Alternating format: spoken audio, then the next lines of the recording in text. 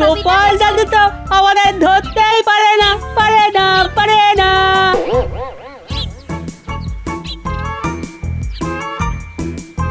কানামাছি ভো ভো যাকে পাবি তাকে ছো।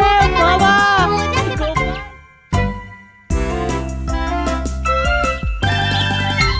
গোপাল, ও গোপাল, গোপাল।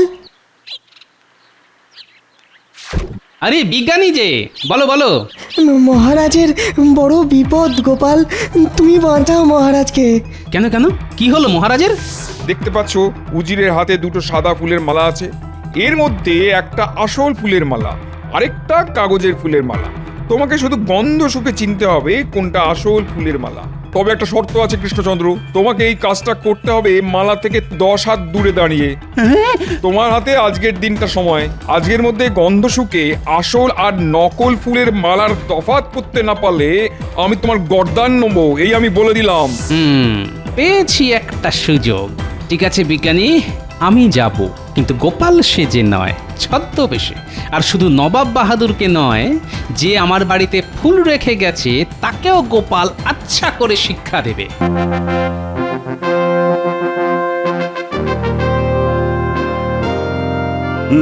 তাহলে রাজকার্য শুরু করা যাক।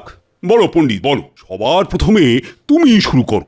মহারাজ, ছাত্রদের পড়ালেখা ঠিক মতোই চলছে। ওরা সবাই রোজ নিয়ম করে টোলে পড়াশোনা করতে আসে। বাহ বাহ বাহ, এটাই তো চাই। সেনাপতি, এবার তুমি বলো তো। মহারাজ, আমার কিছু এই উন্নত মানের অস্ত্র চাই, তাতে আমাদের শক্তি আরো বাড়বে।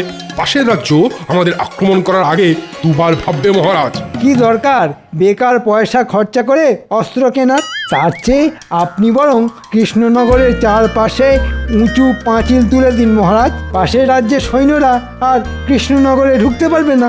যেমন মন্ত্রী মশাই তেমন তার বুদ্ধি। মানছি উঁচু পাঁচিল তুললে শত্রুরা কৃষ্ণনগরে ঢুকতে পারবে না, কিন্তু আমরাও যে কৃষ্ণনগর ছেড়ে বাইরে বেরোতে পারবো না, এই কথাটা কি একবারও ভেবেছেন? তাই তো, এটা তো ভাবিনি। আপনার মাথায় গোবর ভরা আছে মন্ত্রী মশাই। এই জন্যই তো আমি মন্ত্রীকে ভালোবেসে মাথা মোটা বলে ডাকি। সব হয়েছে ওই গোপালের জন্যে। বেটা আজ এসে থেকে আমার পিছনে জোঁকের মতন লেগে আছে। আমি গোপালকে ছাড়বো না, কিছুতেই না। এই অপমানের বদলা আমি নেবই নেব। এবার এমন একটা উপায় বার করতে হবে যাতে মহারাজ গোপালকে সারা জীবনের মতন রাজসভা থেকে বহিষ্কার করে দেন। কিন্তু কি উপায়, কি উপায়? পেয়েছি, একটা উপায় খুঁজে পেয়েছি। মহারাজ ফুল গাছ খুব ভালোবাসেন। ফুল গাছে ফোটা প্রত্যেকটা ফুলকে মহারাজ নিজের সন্তানের মতন স্নেহ করেন। তাই আমি কাল কাক ভরে রাজবাড়ির ফুল বাগান থেকে ফুল চুরি করে গোপালের বাড়িতে রেখে আসব, আর তারপর জমবে খেলা। আহা!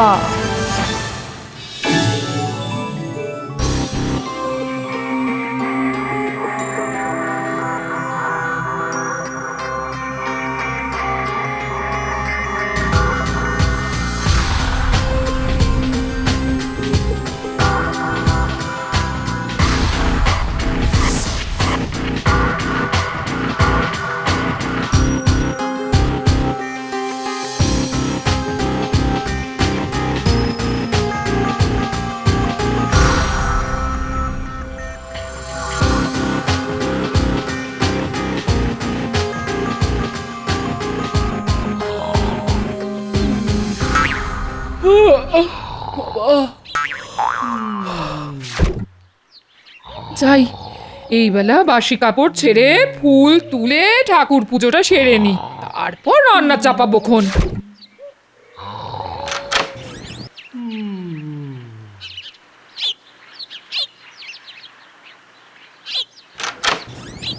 উমা, এত ভোরে দোরগোড়ায় আবার ফুল কে রেখে গেল?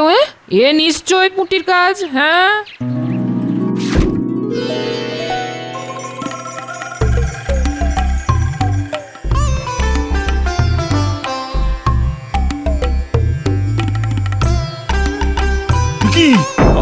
আমার ফুল গাছের সব ফুলগুলো গেল কোথায়? প্রহরী!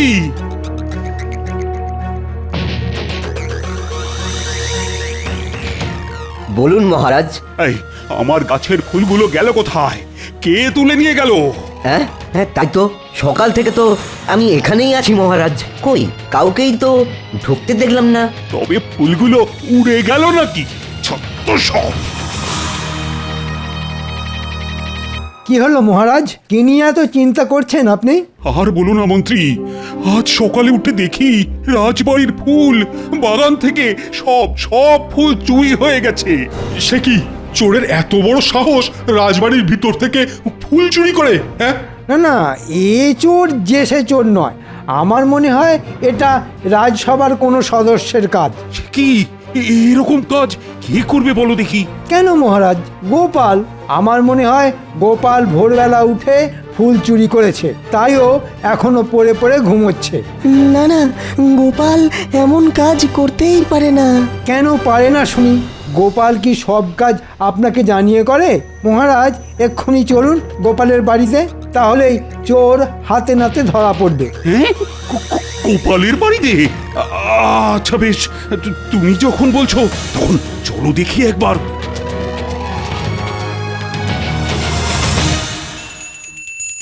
জয় ঠাকুর, জয় ঠাকুর, জয় ঠাকুর, জয় ঠাকুর। বাবা, জয় সকাল ঠাকুর, সকাল জয় কি শুরু ঠাকুর, করলে বলো দেখি জয় গিন্নি? ঠাকুর, জয় ঠাকুর, জয় ঠাকুর, জয় ঠাকুর, জয় ঠাকুর, জয় গোপাল, এই গোপাল, বাড়ি আছো? বেরিয়ে এসো বলছি।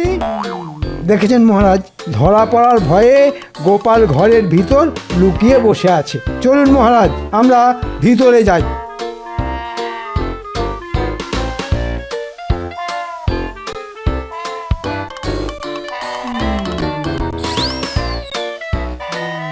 গোপাল!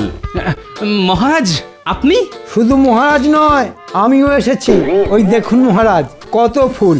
তাই তো, এ তো আমারই গাছের ফুল। ছি ছি গোপাল, শেষে তুমি ফুল চুরি করলে? হ্যাঁ, কি বলছেন? আমার যে কিছুই মাথায় ঢুকছে না মহারাজ। হ্যাঁ হ্যাঁ, এখন তো কিছুই মাথায় ঢুকবে না। চুরি করে ধরা পড়ে গেলে অমন একটু আধটু হয়, বুঝেছো? গোপাল, আমি তোমাকে 1 মাসের জন্য আমার রাজসভা থেকে বহিষ্কার করলাম। এই 1 মাস তোমার বেতনও কাটা যাবে। এটা চুরির শাস্তি। চলো চলো মন্ত্রী। বেশ হয়েছে, আমার পিছনে আর লাগবে এসো না গোপাল, ফল খুব খারাপ হয়ে যাবে বলে দিলাম।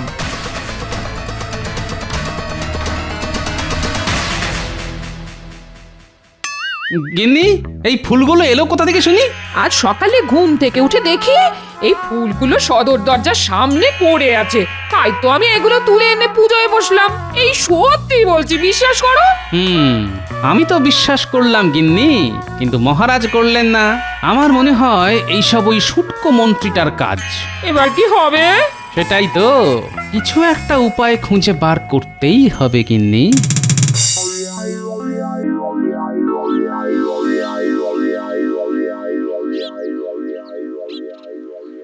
ছি ছি ছি ছি ছি, গোপাল কিনা শেষে চুরি করলো।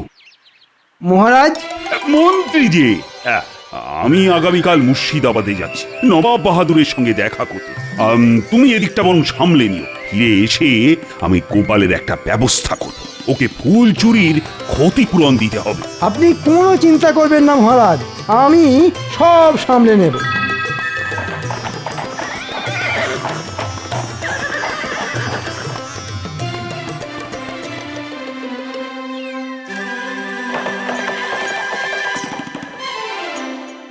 প্রণাম জাহাপনা।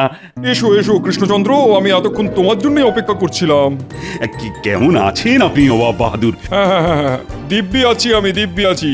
আর রোজ 1 থালা করে বিরিয়ানি খেলে কেউ খারাপ থাকে নাকি? তা ঠিক, তা ঠিক। তার উপর মুর্শিদাবাদের শাহী বিরিয়ানি, নাম শুনলেই জিভে জল চলে আসে। জীবের জলকে আটকে রাখো কৃষ্ণচন্দ্র, না হলে আমি তুমি সবাই ভেসে যাবো। আজ কিন্তু তোমার জন্য শাহী বিরিয়ানি রান্না করা হয়েছে কৃষ্ণচন্দ্র। আজ আমরা একসঙ্গে বসে দুপুরের খাবার খাবো, বুঝলে? বাহ বাহ বাহ, এ তো বড় ভালো খবর। তারপর বলো, রাজকার্য কেমন চলছে তোমার? খুব ভালো খুব ভালো। কি হলো? একটা পোড়া পোড়া গন্ধ পাচ্ছি নবাব বাহাদুর। মনে হয় রান্নাঘরে বিরিয়ানির হাঁড়ি পড়ছে। না না, উজির নিজে দাঁড়িয়ে থেকে বিরিয়ানি রান্না করাচ্ছে, এ হতেই পারে না।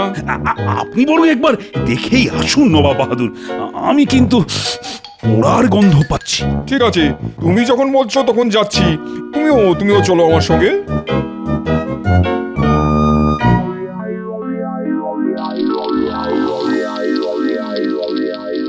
হায় আল্লাহ, সব পুড়ে গেল তো।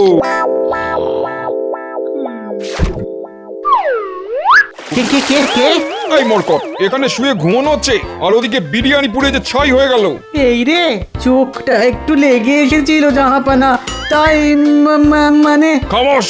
ভাগ্যিস কৃষ্ণচন্দ্রের নাকে পোড়া গন্ধটা গিয়েছিল, না হলে তো আজ একটা বিপদ ঘটে যেত। জীবনে এই প্রথমবার নবাব বাহাদুর আমার প্রশংসা করলেন, তাও আবার আমার নাকের। সাবাস কৃষ্ণচন্দ্র, তোমার ঘ্রাণ শক্তি তো খুব ভালো, যাকে বলে একদম লাজবাব।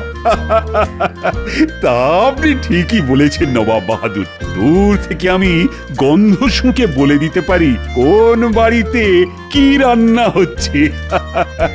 মানে এটাই আমার নাকের ক্ষমতা। কৃষ্ণচন্দ্র নিজের প্রশংসা শুনে বড্ড লাফাচ্ছে দেখছি। না না না, এবার একটা কিছু করতে হবে।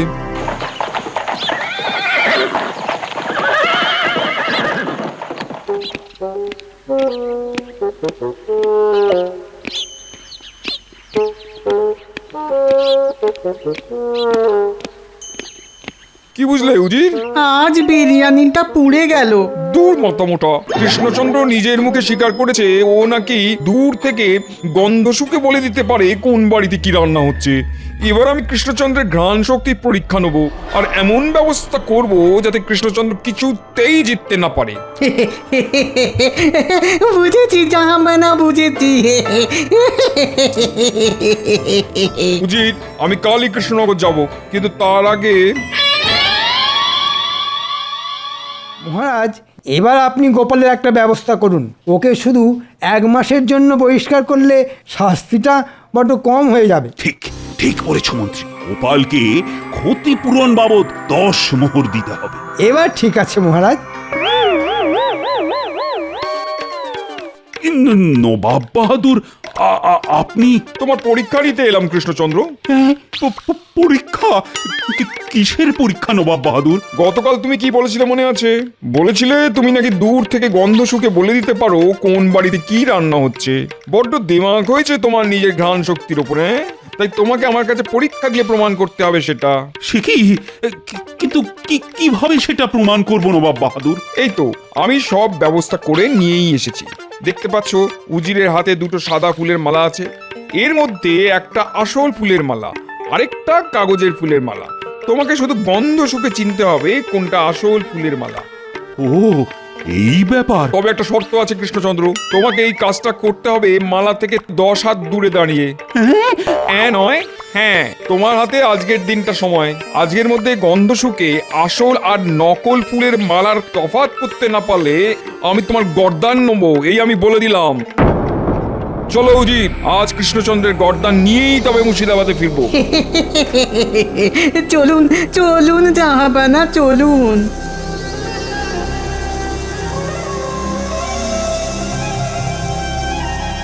ঠিক হয়েছে, এখন গোপালও নেই, তাই আমার চিন্তাও নেই। এবার নবাব বাহাদুর মহারাজের গর্দান নেবেন আর আমি হব কৃষ্ণনগরের নতুন রাজা। হাহা। গোপালকে খবরটা দিতে হচ্ছে। কানামাছি ভো ভো, যাকে পাবি তাকে ছো। বাবা, গোপাল দাদু তো আমাদের ধরতেই পারে না, পারে না, পারে না।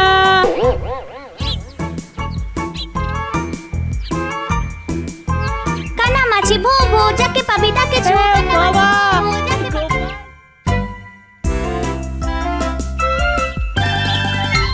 গোপাল, ও গোপাল, গোপাল। আরে বিজ্ঞানী যে, বলো বলো। মহারাজের বড় বিপদ গোপাল, তুমি বাঁচাও মহারাজকে। কেন কেন, কি হলো মহারাজের? দেখতে পাচ্ছ উজিরের হাতে 2টো সাদা ফুলের মালা আছে, এর মধ্যে একটা আসল ফুলের মালা, আরেকটা কাগজের ফুলের মালা। তোমাকে শুধু গন্ধ শুকে চিনতে হবে কোনটা আসল ফুলের মালা। তবে একটা শর্ত আছে কৃষ্ণচন্দ্র, তোমাকে এই কাজটা করতে হবে মালা থেকে 10 হাত দূরে দাঁড়িয়ে।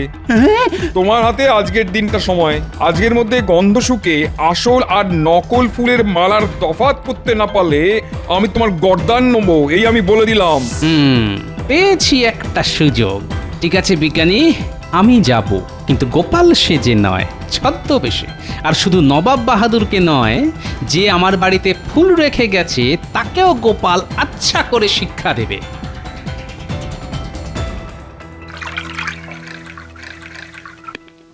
এটা কি করছেন জাহাপানা? শুধু আমি আর তুমি জানি ওই মালা দুটোই নকল, কাগজের তৈরি।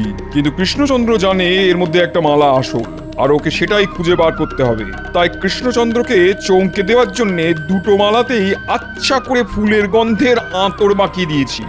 এবার কৃষ্ণচন্দ্র পাগল হয়ে যাবে। আপনি মহান মহান জাহাপানা।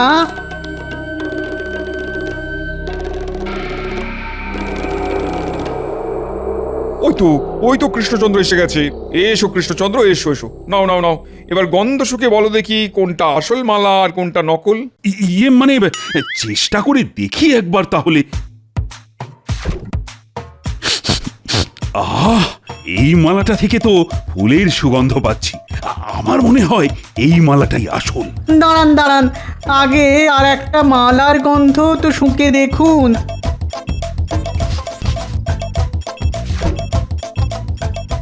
একই, এই মালা থেকেও তো একই রকম সুগন্ধ বেরোচ্ছে।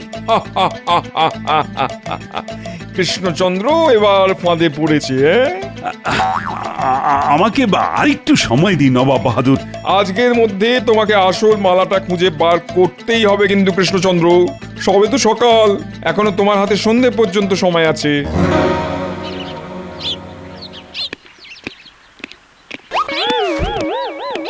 বলি ছদ্মবেশে কোথায় চললে? গোলমালের গন্ধ পেয়েছি গিন্নি, তাই আমি চললাম মহারাজকে বাঁচাতে। এবার এবার আমি কি করব? কিছুই তো মাথায় আসছে না। আপনি চিন্তা করবেন না, সব ঠিক হয়ে যাবে। কিচ্ছু ঠিক হবে না রানী, কিচ্ছু ঠিক হবে না। গোপাল কোথায়? গোপালকে একবার ডেকে পাঠান না আপনি। ওর মুখে আমি গোপালের সামনে গিয়ে দাঁড়াবো বলো তো রানী? আমি যে গোপালকে নিজের মুখে রাজসভা থেকে বহিষ্কারের কথা বলেছি। না না, গোপাল কিচ্ছু মনে করবে না। গোপালের সত্যি মিথ্যে বিচার করার ক্ষমতা আছে। কিন্তু তার আগে বলুন তো, আপনাকে কে বলল গোপাল চুরি করেছে? মন্ত্রী তো আমাকে ধরে নিয়ে গোপালের বাড়িতে গেল। সব তাহলে ওই মন্ত্রীর চাল। না, আগে নবাব বাহাদুরকে তো শিক্ষা দিই, তারপর মন্ত্রীকে দেখে নিচ্ছি। ফট ফট ফট ঝট ফট। আপনি কে সাধু বাবা? আমার নাম তালা বাবানন্দ। ভাগ্যের তালা চাবি সব আমার হাতে থাকে। আমি চাইলে কারুর কপালে তালা লাগিয়ে তাকে ভিখারি করে দিতে পারি, আবার চাইলে কপালের তালা খুলে তাকে ভিখারি থেকে সোজা রাজাও বানিয়ে দিতে পারি। আমাকে বাঁচান সাধু বাবা, আমি মহা বিপদে পড়েছি। জানি জানি, আমি সব জানি। আয়, কানটা আমার মুখের কাছে নিয়ে আয়।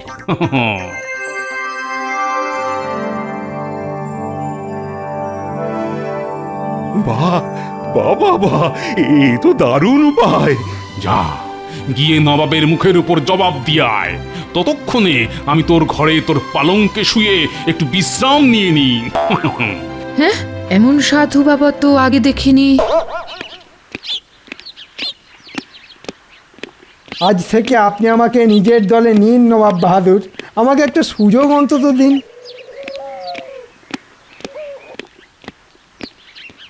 কি মন্ত্রী, তুমি এখানে? আজ থেকে আমি মন্ত্রী নই মহারাজ, আজ থেকে আমি নবাব বাহাদুরের দলে। তাই নাকি? সুযোগ বুঝে অমনি দল বদল করে নিলে তুমি? হ্যাঁ করেছি মহারাজ, শুধু দল বদল নয়, গোপালকে চোর সাজিয়েছি আমি। হ্যাঁ?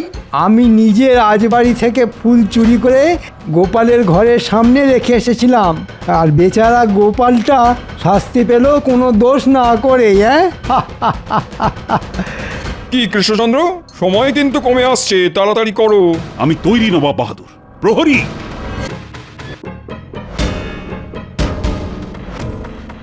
রাজবাড়ির ফুলের বাগান থেকে সব ফুল তুলে এই ঘরে নিয়ে এসো তো। এবার ওই ফুলগুলো জানলার ধারে সাজিয়ে রেখে দাও।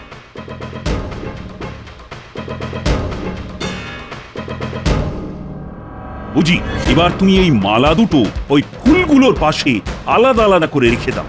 এসব কি হচ্ছে কৃষ্ণচন্দ্র? অপেক্ষা করুন নবাব বাহাদুর।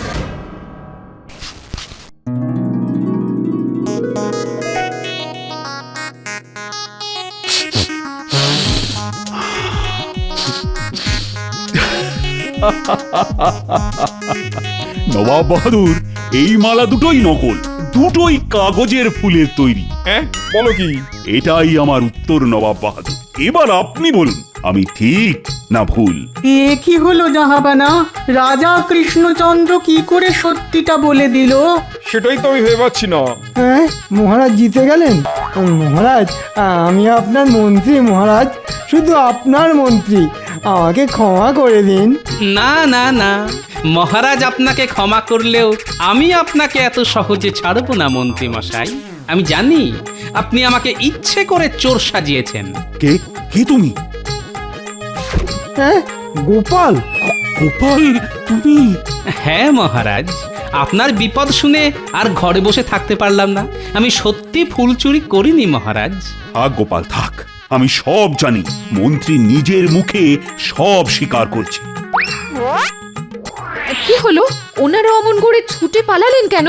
লজ্জায় রানী, লজ্জায়। গোপাল না থাকলে আমাকে পালাতে হতো তোমাদের সবাইকে ছেড়ে। গোপাল এইবারও আমাকে বাঁচিয়ে দিয়েছে। তার মানে সাধুর বেশে ওটা তুমি ছিলে গোপাল?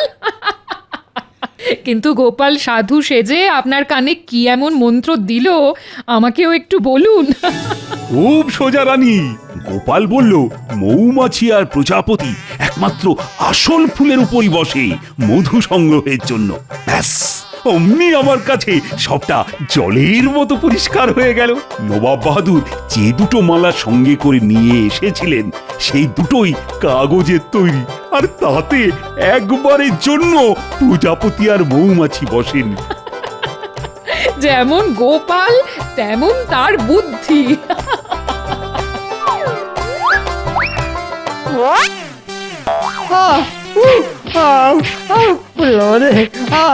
লাগছে লাগছে মহারাজ,